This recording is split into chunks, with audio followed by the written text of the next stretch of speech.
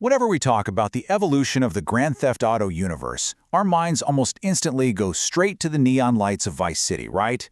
Or maybe the sprawling highways of San Andreas, or those gritty streets of Liberty City. But what if I told you there's a largely forgotten expansion pack that took players somewhere completely, entirely unexpected? We're talking about the swinging streets of 1960s Britain. It's this incredible, almost hidden mystery in the franchise's timeline. So today, we're going to explore exactly what Grand Theft Auto London 1969 was, and dig into why this forgotten prototype actually matters so much more to gaming history than most people realize. Okay, so let's just dive right into this because the visual contrast here is honestly striking. On the one hand, you've got literally everything we've come to expect from the GTA universe, right? Massive modern American cities, high-octane muscle cars, and a super distinct stateside culture. But then you have the forgotten GTA, a game completely steeped in 1960s London. We're talking double-decker buses, winding narrow streets, British slang, the whole shebang. It's got an entirely different cultural pulse. Honestly, it's kind of jarring to see this massive American-centric franchise tied to such an obscure, distinctly British anomaly. But it's exactly that huge departure from the norm that makes this specific entry so totally captivating. Now, to really understand how this anomaly even happened, we got to travel all the way back to 1999. So, following the massive breakout success of the original game, the developers over at DMA Design wanted to expand the whole top-down experience. But they were kind of in a tricky spot. They wanted to offer players something totally fresh without messing with the core gameplay loop that everyone had already fallen in love with. So rather than just drafting up another fictional American city, they made this incredibly bold pivot. They chose a setting that was rarely, if ever, explored in video games back then, late 1960s London. This actually became the franchise's very first expansion pack, and honestly, it was a massive creative risk that stepped way outside their established comfort zone. And they really committed to it. The developers didn't just slap a new label on the old map and call it a day. They completely redesigned the environment from the ground up to really immerse players in the sensory differences of British culture. Those familiar American payphones? Completely swapped out for iconic red telephone boxes. The chaotic roads were suddenly packed with huge double-decker buses and those classic black taxis just roaming the city. And the fast American muscle cars were entirely replaced by classic era-appropriate British vehicles. The architecture, the police cars, literally every single visual cue was meticulously tweaked to sell this totally new world. And what's absolutely brilliant is how that massive visual upgrade was paired with an equally ambitious auditory one. The developers leaned incredibly hard into era-inspired music and sound effects to just completely crystallize that 1960s aesthetic. It was so effective that players literally felt like they had, quote, stepped into a classic British gangster film. It totally proved that this wasn't just some lazy reskin of the original game meant to make a quick buck.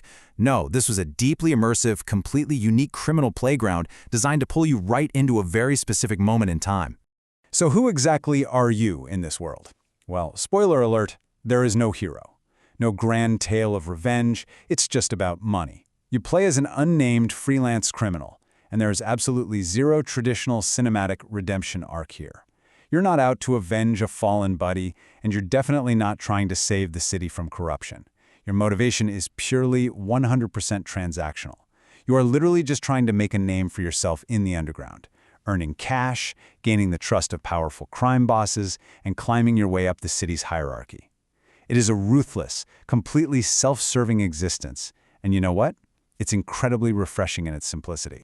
Let's actually walk through what a day in the life of our freelance criminal looks like.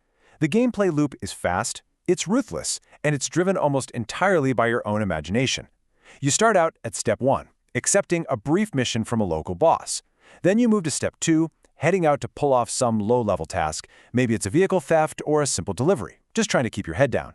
But then, Step 3 is where the chaos usually hits. Things inevitably go sideways, and suddenly you're trying to evade these relentless police forces through the winding streets of London. And finally, Step 4. If you actually manage to survive all that, you gain a bit more trust from the gang, which unlocks the next tier of jobs. Now, that daily loop feeds directly into a really steep progression of risk versus reward. With those early jobs, like simple vehicle deliveries, the risk is relatively low, sure, but so is the payout. However, as you successfully pull off these jobs, you start opening doors to much bigger opportunities. We're talking targeted sabotage or even direct gang attacks. But as you might guess, with those greater financial rewards come significantly higher dangers.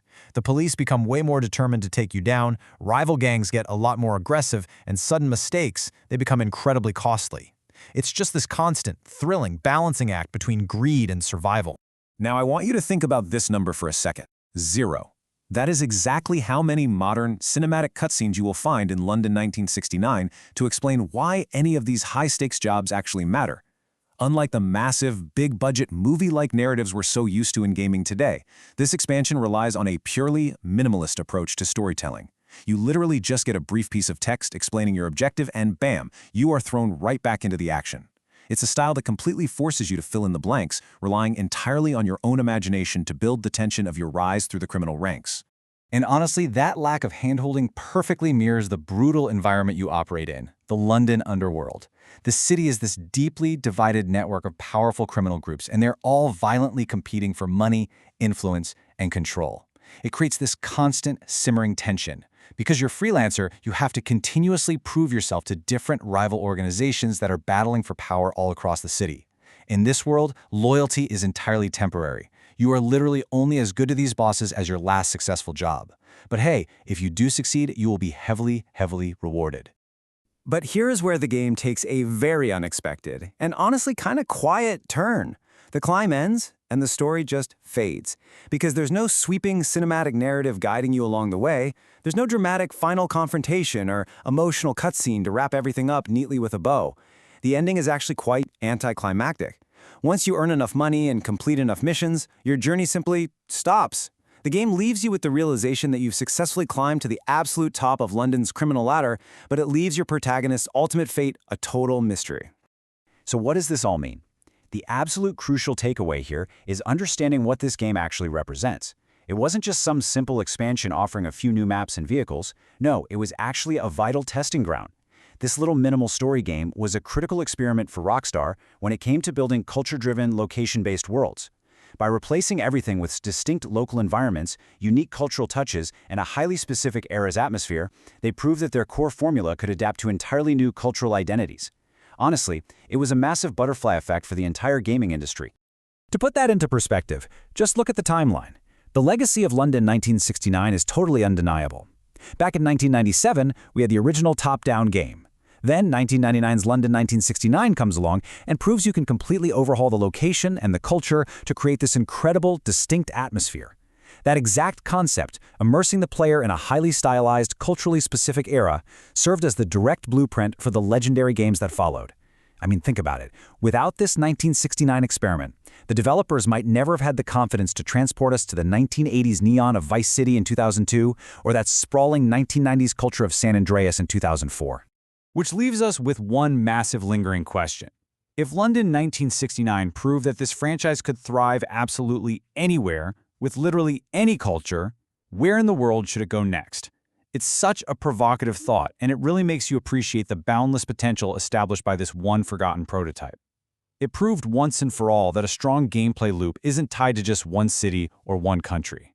And hey, speaking of traveling to new places, in our next explainer, we're actually going to travel even further back in time to explore the completely free and somehow even more obscure prequel expansion London 1961.